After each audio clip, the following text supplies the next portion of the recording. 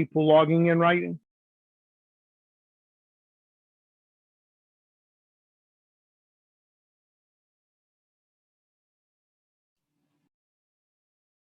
For real estate, my desire for real estate investing started from way back in Africa. And so I worked with my mother. She did interior design.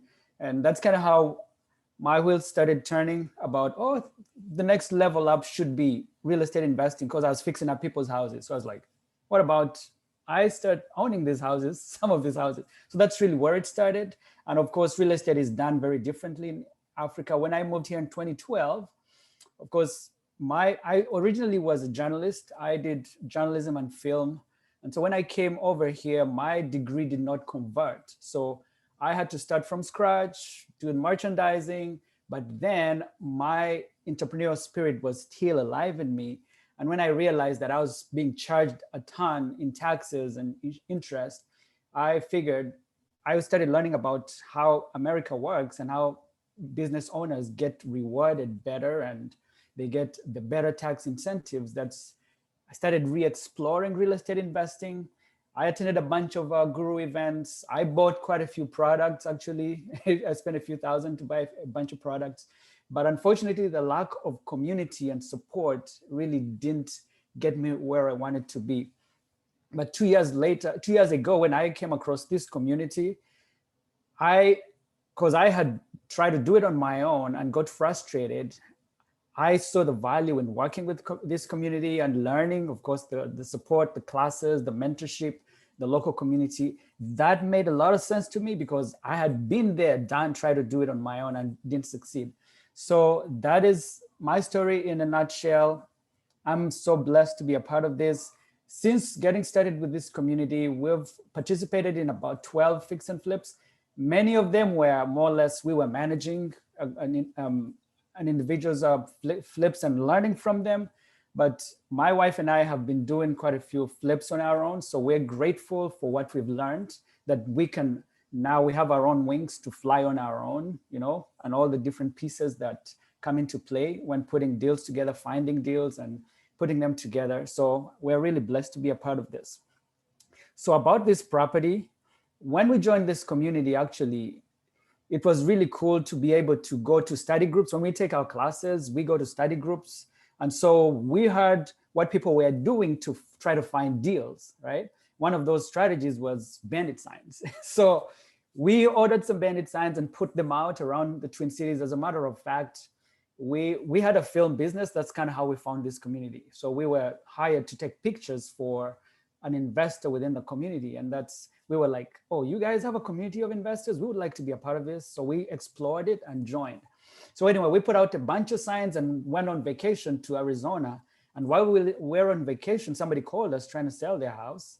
And so we got help from the community to put it under contract. And so essentially it was a bandit sign house. And so we got support because we were very new to this. We needed kind of support. We wanted to wholesale it initially, but then we were like, you know what? There is more meat on the bone. So if we add value, we could actually end up with much more than just trying to wholesale it. So that's really how we found it. It was not distressed. It was in decent shape. It needed a little bit of work to be done to increase the potential, to increase the value, to force the appreciation. And that's really what we got into. So we lent on this deal. So we handed it over to an investor within Minnesota. And so he essentially was taking it on. We got some credit through this community and we lent on the deal, but essentially that investor was doing it, primarily it was in his company's name. So really that's kind of the format of the deal. We found the deal, passed it on. Essentially we're gonna share the profit on the back end of the deal. And so we are gonna share more about how that turned out. At this point, I'm gonna hand it over to Anna to kind of take us through the before and then what we did with the property and what it turned out to be. So hang tight, take it over. Okay.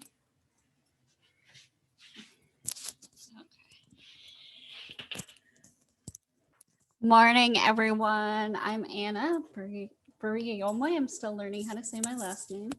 as well. So anyways, like Roy said, we're super excited to get into a deal, and we didn't know what we didn't know. And yeah, so we're going to show you the deal. So essentially, like Roy said, there was an investor working on this.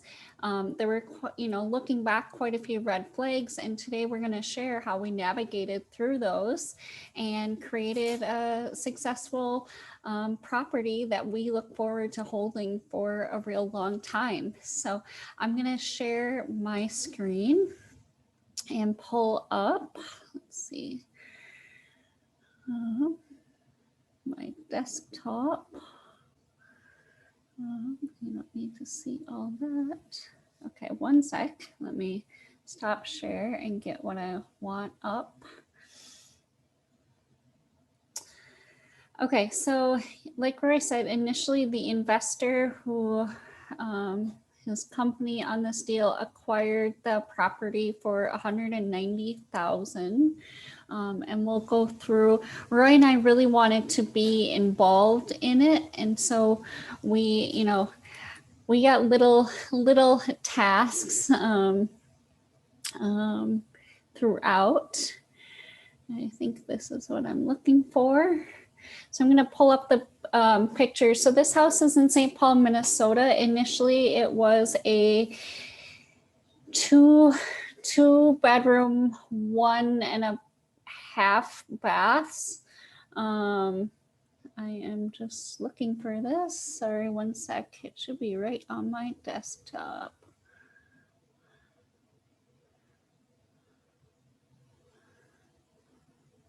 So what we did is we converted it to, here it is. Okay, we are good. We are cooking now.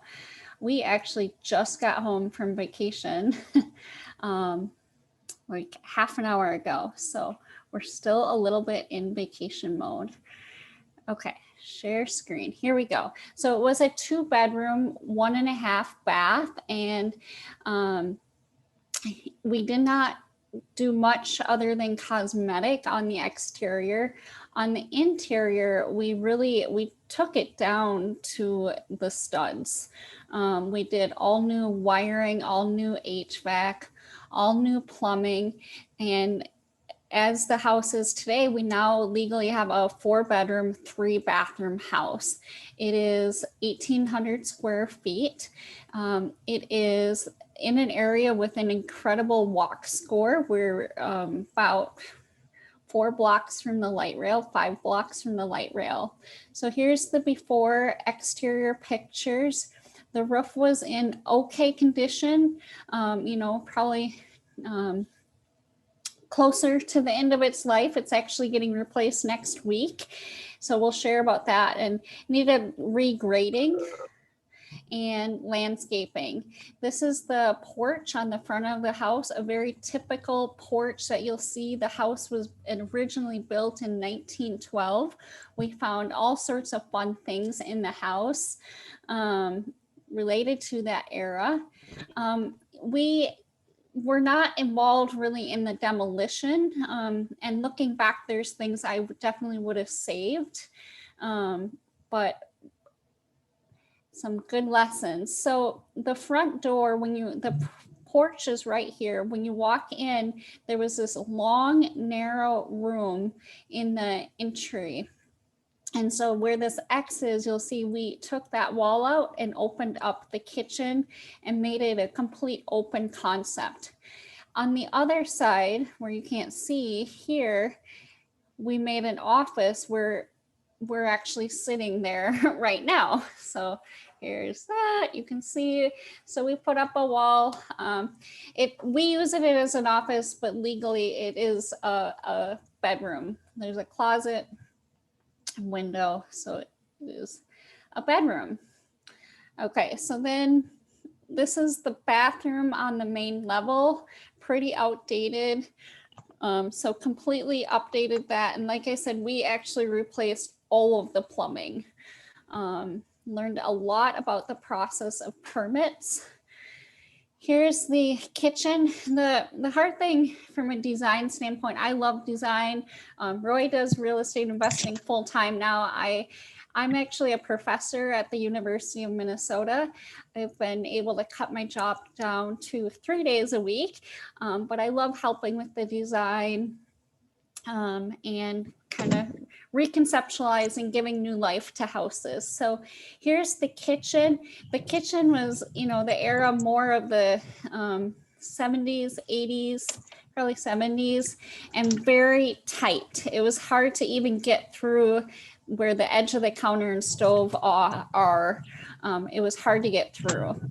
One of my favorite things about this house is the addition that was put on in the early late 90s. Okay, so this is a very rare find in the city of St. Paul with these old houses. You just don't see vaulted ceilings in a home that's, was built in 1912. So that's amazing. It just has a really awesome feel. When you walk in the front of the house, this is what you basically saw. You could go on the left here, that door went into the kitchen. You could go up or down. So we have that. The basement was really, really chopped up. The mechanicals, when you walk down the steps, there was a wall, I don't know what you call it, a partition, maybe like particle board wall. Okay. And then the HVAC system mechanics were right behind that. So it was in the center of the basement. And so there was this tiny, I would call storage closet almost. They called it a bedroom, but it did not have an egress window. And then this was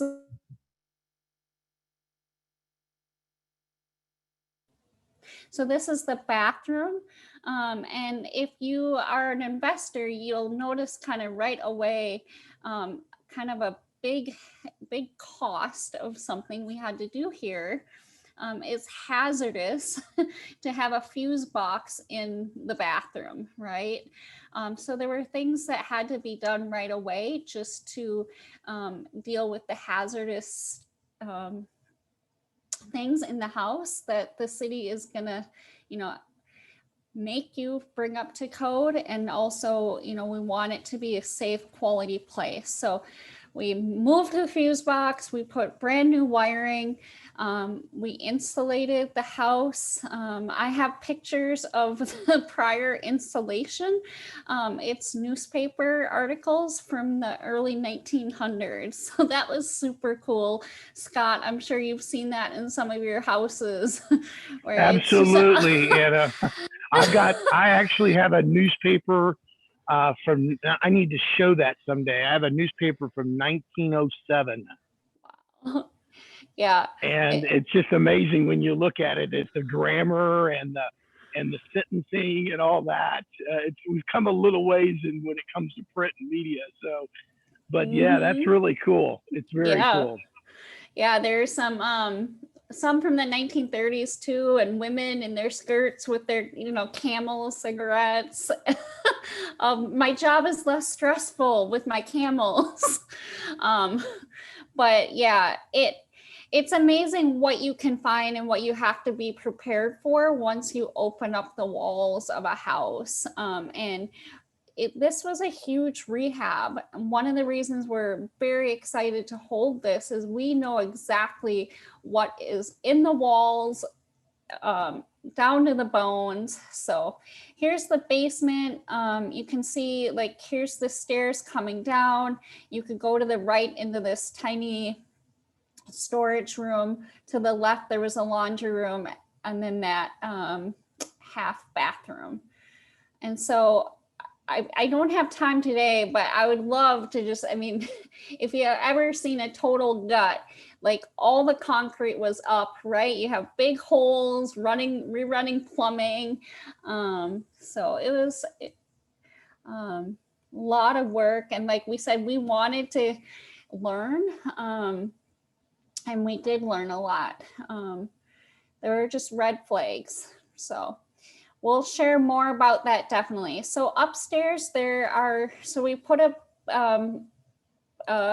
bedroom in the basement, put an egress window in, rearranged, put a 3/4 bath in the basement, so shower and toilet, sink. And then upstairs there were 2 bedrooms. Okay, so there's this bedroom. We actually opened up this closet and then converted this little, I don't know what, this room is within the bedroom, but there's a wall. So we converted this to a nice big master closet. They are nice sized bedrooms, especially for the middle of the city here in St. Paul. Here's the other bedroom. Initially too, we wanted to open up this closet that lighted, but it was going to introduce more structural work or requirements that we didn't want to bite off. So this, again, a closet. We added a different closet and converted this closet to a bathroom. So there's a full bathroom, a bathroom on every level of the house. I think that's it for before pictures. Hey, Anna, if I could I add something, or could I interject please. something? Yeah. So one of the things that Roy talked about in the very beginning, as a real estate investor, we're always looking at properties, and looking to add value, because when we add value, we add equity. And what were some of the things that, you guys saw that you ended up adding value? I know you covered a couple things, but what are some of the things that you added value that the house just didn't have, besides updating and refreshing bathrooms and kitchens? What other things were you able to do?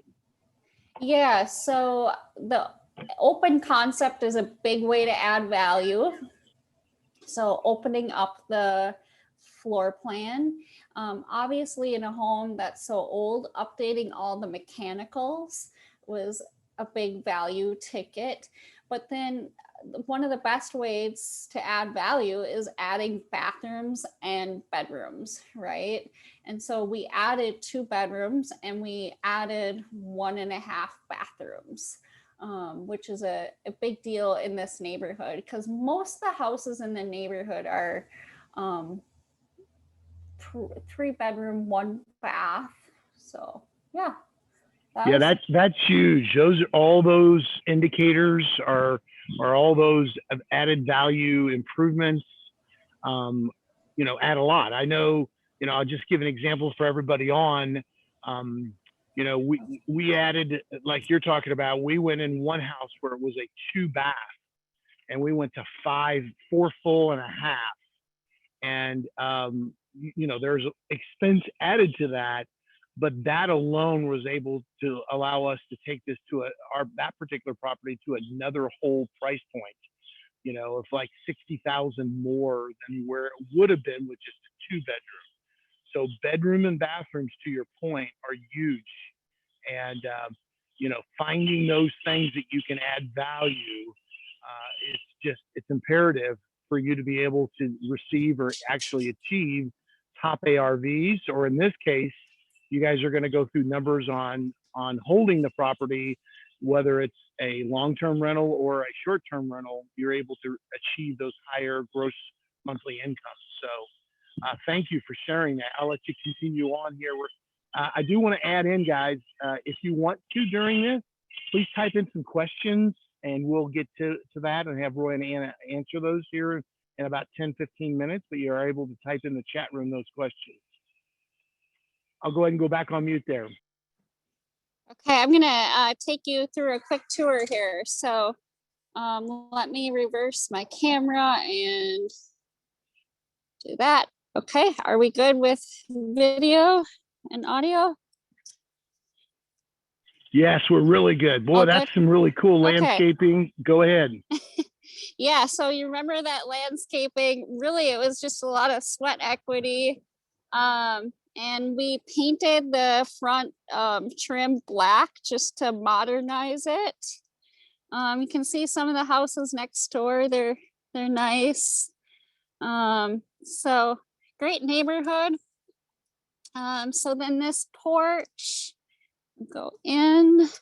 So this porch, you remember, was green. And as soon as we painted it white, these beautiful ceilings just popped. So sometimes it's just a little paint can go a long ways.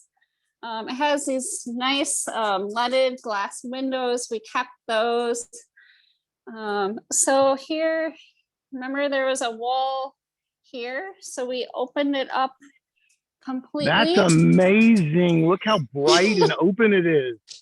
Yeah, this house just has like this Zen, what do they call it? Higgy? I don't know. So anyways, and then this is where we added a bedroom. We're currently using it as an office. Say hi, Roy. So a closet added. So this was all framed and added. So we're currently living here. We'll share the exit strategies. We're actually going to be exiting one of our exits soon. So that room is actually a tax write-off for us. So remember, so these walls are still plaster. We learned a lot about dealing with sheetrock and plaster. All these walls got insulated. Nothing was really insulated. So that's a lot of value. And then open concept, all new appliances, all new kitchen, all new flooring. This window we raised up so we could create a galley kitchen. It was low. Granite countertops that we got at at wholesale price. We got really good at sourcing materials. So when I'm designing, I always try to create a higher end look, but with quality materials on a budget. So for example, lights, we don't pay a lot for lights. This is an $8 light, but it flows in the house. It's all about flow. This is my favorite room. And again, this room did not need a whole lot. We painted, put in a light, and that's that. There's a nice big pantry here. So that's the main level. There's a deck out here. It's a 2-car garage. So nice big deck. And more landscaping. Lots of perennials. So we're being strategic in kind of our final things here, because it's going to be a cool rental property. So we want it to be very self-sustaining. So yeah, just let me know if there's any questions as I go. Appliances, we got everything during Black Friday, so got all those for about 55% off. Lights, I do the same lights in all our flips. They're from Amazon, about $15 a light. This bathroom was gutted. We did tile everywhere. This vanity, my favorite place to get vanities is Facebook Marketplace. Got this vanity for about $100. And then tile, shower, bath. That's about it for this bathroom. I'm very big on just trying to have the house flow. There's still hardwood under here and we could restore that eventually, but we needed to kind of redeem this project, and carpet was just so much faster. So here's the upstairs. Again, there's 2 bedrooms up. So here's this bedroom. So we kept that closet. We added a closet here. And then we added a bathroom here. It's a small bathroom, but to me, excuse our open toilet, sorry. To me, like, it just adds a ton of value to have a bathroom on the same level that the bedrooms are on. Absolutely, absolutely. That's in older homes. And what year was this built, Anna? 1912. See, back in 1912, I mean, they were using coal. They were they didn't have insulation in the walls. They didn't Yeah. have bathrooms on the. They typically might have one bathroom and then like a half bath in the basement. And typically that bathroom was on the first floor. And so, yeah, those are all really neat things that you recognized and were able to do. I know one of the things we do have a couple questions coming in. We'll get to those in about 3 to 4 minutes here. I know that you guys, and you might have shared a little bit of that. I apologize, everybody. I'm multitasking as I always do. Seems like every day that's what I do as an investor. I'm picking up materials at a Home Depot.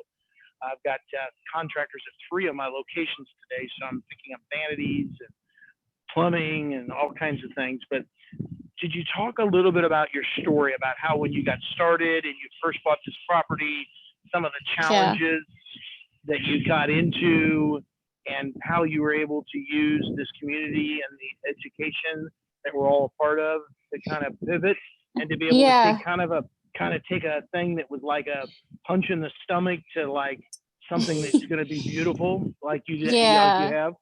Yeah, we'll share all about that. Let me just finish up here, if that's okay. So this is another bedroom. We don't have children, so this is another office space for right now. It will have a bed soon, but again, it's another tax write-off for us. This is the big walk-in closet that you don't want to see my closet. So yeah, and the biggest thing here, this level, was insulating and that bathroom. So okay, our story. So I'm gonna let Roy share the lessons learned and how we pivoted, but we've kind of been hinting. Oh, and I'll show you pictures of the basement. We have renters down there, so we want to just respect their privacy, so we won't go down there. But so like Roy said, we were very excited to get into a deal, and it's easy to see these houses that are rehabbed and like everyone like, right, I want to do it. I want to do a deal. And we had 0% credit. We had awesome credit and we're able to actually lend on it. The problem was that we didn't know what we didn't know. Okay. There were red flags, but we didn't know they were red flags. We were just super excited. We saw the potential in this house. And so that's where I think we knew it was a good deal, but we didn't know about partnerships and how that should be structured to protect our investment. So I'm going to hand that over to Roy and let him share how we were able to pivot because of the community and the classes. And then we'll go over the exit strategies and hang with us because it's a really cool ending. So I'll hand it over to Roy. Thanks, Anna. Yeah, Anna has been an amazing support. It takes a team, takes a village to do this. But like we said, we were new investors and we jumped right into the deep end, right? But and we hadn't had the chance to take our education, right? Like the appropriate classes. Because there is a lot about real estate. It's not just buying a house and selling it. There is a lot that goes right in between when you acquire it and sell it. There is a lot. So some of the lessons we learned is, yes, Anna mentioned contracts. When you're getting into a partnership, how do you structure that? Is it word of mouth or do you have to write something down? What are the expectations of the partnership? So essentially everything to do with partnerships was a great thing that we learned. We should have done this a different way. Then things like budget. Essentially, we handed our money over to that individual who had been flipping houses for quite a while, but we're like, you need some education to, to be able to build your business that is sustainable and protects everyone, right? So that's a classic example of somebody who's been doing it for 10 years, but they have not taken classes to help them be structured well and to protect everyone participating, okay? So we learned that really fast. Take your classes, be organized. So things like the budget and making sure there is a scope of work. We didn't have a scope of work. They didn't present us with a scope of work. They just told us numbers. It's gonna take 50,000 to repair this. It's gonna take, like, they didn't tell us what's the breakdown. How do you come up with that number? So that is another big thing we learned. As you're getting into a deal before you even make an offer, you essentially know the scope of work, and that determines how much you're gonna spend on it. Because you know, you wanna sell it for a profit. I hear a lot of people say, I wanna do a deal. We buy numbers, we don't buy houses, right? And I'm glad being a part of this community, we can't overemphasize that. We buy numbers. And so once you have a scope of work and you have a budget, you build that in to determine how much do you want for a profit before you even make an offer. So all that stuff that we learned. Then even as we had been a part of the community, we got a chance to look at contractors, learn from our classes, how do you verify contractors? Do you go by their word, or do you actually verify the work they're doing, right? What are prices that they're giving you? Do you just, how do you come up with a good contract? You have to compare, right? And also the fact that if you build relationships with contractors, then you are able to get better pricing. So those are some of the things we learned. We, in recruiting contractors for some of the partnerships we were a part of. And so then the other thing was creative acquisition. So the way we found this property, like I said, it was a bandit sign. And so figuring out what was the pain point of the person selling. As Anna might have mentioned, we used hard money on this property, which got costly. Somebody asked a question about how long did this project take us? So like we said, we found the property and handed it over to this person who had been flipping houses for a while. But then because they had a bunch of properties going on and they hadn't structured their business well, they were spread so thin to the point they didn't have enough crews for the deals. So we acquired this in May of 2019. And so they did the demo and then it sat with no work being done. So when our eyes opened in around about September, we're like, we need to redeem this project. Why? Because we're paying interest every month. We don't see any progress, right? So that's where we were like, we're taking this on. We are going to find more money to put into the deal to carry it on to the finish line. So essentially, we took over the property in September. We had closed on it in May. That investor friend had closed on it in May, but no much progress. September, we took over it, and by January, we had completed the project. So if that answers your question. So on the acquisition side, if we had been more knowledgeable, we would actually we probably wouldn't have needed to use hard money. There's a chance that we would have had struck a creative acquisition deal, whereby probably take over the property subject to an existing mortgage, right? Or maybe lease with an option, things like that. So because we were very fresh, we hadn't taken our classes, we didn't realize that there is these creative ways that we do not necessarily have to go and borrow very expensive money from the hard money lenders. So I think that's what comes to mind, some of the many lessons we learned. Yeah, budgeting and scope of work. Anna, go ahead. Well, I was going to say it was very, very stressful. And like, yeah, actually, like, we have a strong marriage, and thank goodness we had that strong foundation, because when a deal starts to go south, like, it became consuming. The investor who we loaned our money to, like, he was out of money, and the crews were not getting paid.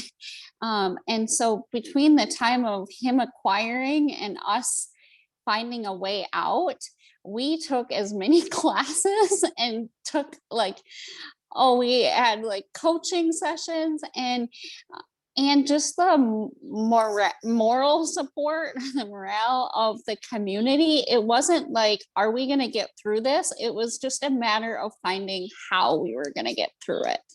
And that wouldn't have happened. Like, it could have destroyed us, because we maxed out our credit. Like it was 0%, but our credit, we overutilized it. It was in our personal names. It was not, right? We want our deals to be, we want to use business credit.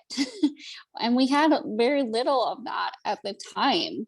And so how we were able to pivot is we took classes on raising private money as a way to bridge until we could repair our credit and acquire it. We were looking for a home at the time, and so this was a great fit, but we also knew it was an area we would be happy to own a rental in. So we were able to raise the private money to buy the investor out, pay off his hard money lender. He did take a bit of a loss on it. So we acquired it for 305. So he acquired it for 190. We put 115 into the rehab. It was more than that, but we Anna, do you want me acquired to? it. Anna, do you want me to put, since you're going over the numbers, do you want me to pull up that sheet? Yeah, we can do that. I'll do that Yeah. right now. Okay. Yep. So we acquired it for 305. And we had that Can you private. see it now? Yes. Can you see the yeah. number? Okay, there you go. So Yeah. everybody should be able to see it. And if you guys are on your phone and it's hard to read, you can always pinch out and actually blow that up. Go ahead, Anna. Yeah. So like we said, like this deal is about surviving, not letting it be our last deal. And then the journey of making it into a great deal. So we bought everyone out for 305. And that was with the private money. There's a lot that goes into raising private capital. Since this deal, we've been able to raise almost $1 million in private capital. So structuring our deals a lot smarter now. But yeah, so purchase was 305. We just ran the comps again, and the houses in the neighborhood are anywhere from, like, I would say on average 340 to 360. So we project the current value is 350. So we have equity in the house now, and we're actually going to use that equity in a very creative way to help us chunk down on the mortgage. It's a strategy we've learned all about called velocity banking. So we're going to save, I did the math a few months ago, we're going to save $112,000 in interest, okay, and be able to pay this property off in 7 years. So that alone, oh my gosh, is amazing. that is huge. That is Right? huge. Yeah. So we have a conventional mortgage right now. And so our mortgage payment, we have $275 as a mortgage down loaned. So with our principal, interest, mortgage, insurance, our monthly payments at $1,300. So right now we are currently living here. We have 2 offices that we are writing off as a business expense, but then we also have some friends, actually that we met through the community, who are renting out the basement for $800 a month. So our current mortgage payment is at $500 a month. Okay. So pretty cool to live in this great house for $500 a month. As investors, we like to live frugally and build long lasting wealth. So there's 2 options, and we are going to go for the option on the right. We could do this as a traditional long-term rental, and that's a great option. Cash flow is 146, not fantastic, but that will increase as we chunk down that mortgage. The thing a lot of people forget, that it's not all about cash flow, and it definitely depends on your investor ID. But I have a W-2, and so the depreciation of owning, one rental or buying one rental a year has huge tax benefits. So that's that. as a short-term rental, the numbers are even better. And like Roy said, it's all about the numbers, okay? And so a 4-bedroom rents out on Airbnb. That's one platform we learned how to use. There's a lot of different ways to do short-term rentals, but it rents out for $250 a night, and then cleaning fees are usually about $100 per stay. So with that math, and with 80% occupancy, that brings our gross monthly income to about $5,700. Okay, there is a typo that monthly operating expenses does include taxes, and it also includes a very healthy reserve. So we are in this for the long haul, and want to keep up our properties. That's why we have great reserves planned. So with the short-term rentals, that brings our annual net operating income to $58,872. Monthly cash flow, $3,700. And that's amazing, right? So you're saying that going with short-term rental would that be doing upstairs and downstairs separately, or keeping your long-term tenant downstairs and then short-term up?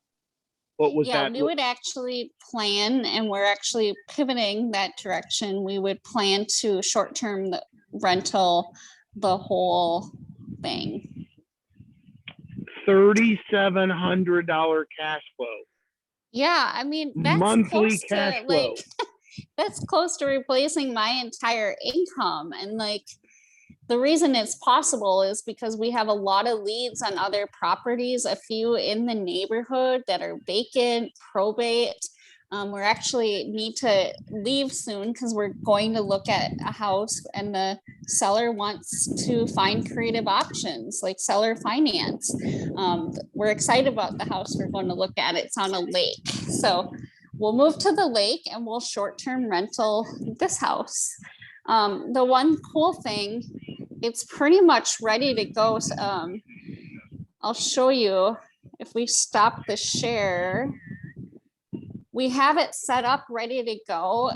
There are definitely right and wrong ways to do short-term rentals. A lot of people are they're not doing them as well and safe as they can be, but we have this whole system, Vivint. We have glass break monitors on all the windows. Noise level can be monitored. There's so many other cool things we've already been able to set up. And so it is like almost ready to just be a short-term rental. So I love this house. That first floor is amazing. How you opened it up and how you really brought, a house that was built in the 20s to, with the barn door and then just the whole atrium open, or the vaulted open floor there. That is so cool. We do have, let's just see about some questions here before we run out of time. Is there a strategy on owning 1, 2, 3, etc. rentals? So are you guys looking at adding to your portfolio as you move on? Oh, definitely. And like doing it creatively. Like now, fast forward since this deal, like we have enough money in business credit to use that for down payments and for rehabs. And like Roy said, we have several leads right now that we are going to use creative financing for. So we've learned that, right, we don't have to move in and do the work ourselves. We don't have to have high amounts of debt, expensive money on properties, right? With education, we can do debt equity blends, creative financing. So we're just getting amazing. Started. Yes, you guys are so inspiring. I mean, you took a scenario that some people, or a large percentage of people, may have just called it quits. They may have just thrown in the towel. They may have given up. And you guys have been able to reflect and talk about how you were able to leverage the community and the support and the education to really just get down deep and to take this into a not a win, but a win-win-win situation. Just amazing. And so yes, this is fantastic. Damien and Jen are asking, can you share a couple pictures of the basement? You said you had a few of those. Yeah, here, I'll pull those up right now. And while you're pulling that up, let me ask you another question that's in the chat room. We got about 5 minutes, so we're doing great on time. Where did you get the tech from, the noise control, window breakage? I know you mentioned Vivint, and so I'm very familiar with that system as well. You want to briefly mention that, Roy? So the cool thing about our education is there is a particular class on short-term rentals and how to set them up well and really safe for you, but safe for the residents and also the neighbors, right? So that goes into how to the security system and what it helps you do with the noise monitoring and then the glass break and all that. So it's a really cool class that really goes into the numbers, how to maximize your profits with short-term rentals, how to take the right pictures, how to market beyond just the platforms that are available out there, right? So move the business from the platforms to essentially your own business so that you're keeping more of the money as opposed to paying it in fees. So really highly recommended. There is, like Anna said, there is a right way to do short-term rentals and not so good way to do it, right? We're all about maximizing profits. So I would highly recommend that class. It's really helped us essentially plug and play, right? As opposed to reinvent how best to maximize profits with short-term rentals. Very nice. You're showing pictures right now of the basement, Anna? Yeah, so this is we created a mudroom. So there's actually a garage right here, created a mudroom. Then this is a bedroom. It's a decent sized bedroom. Let me find that picture. Sorry, usually I have these all in a PowerPoint, but we took a little vacation. Another question. Are there any other questions while I pull this No, up? I think no. I've gone through the questions that have been asked, and we have covered all of that information. Oh, here's a good one here, and this is such a great question because I know I deal with this personally, and it's one of the biggest challenges. But you can overcome the challenge, and that is, how do you find good quality contractors? Yeah, I think I touched on that. So one of the things that protects us with the contractors, first of all, we are an ecosystem. With this community, we have an ecosystem of investors. As a matter of fact, we actually have contractors in our community, right? So yes, you have to vet them. There's places like Home Depot that you can go and maybe to their contractor's desk. But when you get them from Home Depot, you still have to vet them, right? And some of the ways that we've vetted contractors is also like asking contractors within our community, but also being able to see their work and verify their work. And for some of these contractors that we've built relationships and they've worked on a number of our projects, essentially they are able to minimize their costs or revise their costs, because there's contractors that work and don't get paid. But if they know that we have a track record of paying them on time, but also giving them a bonus, we're all about a win-win, like Scott, you mentioned that. We want them to succeed, but we also want to succeed. So those little things that go a long ways, which we learn from our classes, right? Of how to keep the good contractors, how to get them to compete for the job. They shouldn't feel that they warrant the job all the time. You want to make sure that they stay competitive with their prices. So that's really some of the ways that we have learned from the classes, how to get rid of That's so informative, Roy. I really appreciate it.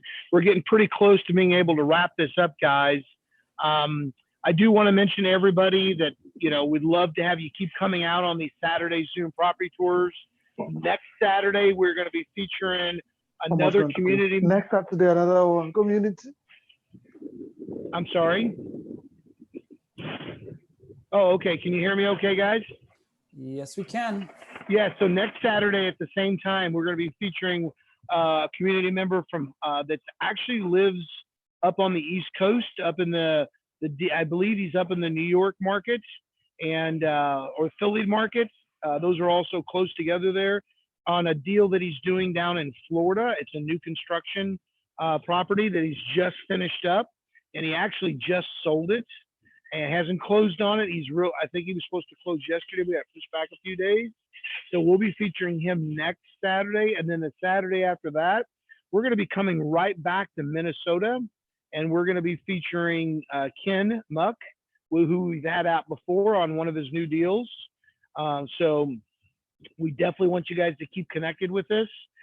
Again, I mentioned early today when we started out, we do have, if you're on today and you'd like to know more about what Roy and Anna have been talking about, when it's, about our community, about our support mechanism, about our education, we have an actual business introduction that's starting in about 5 minutes.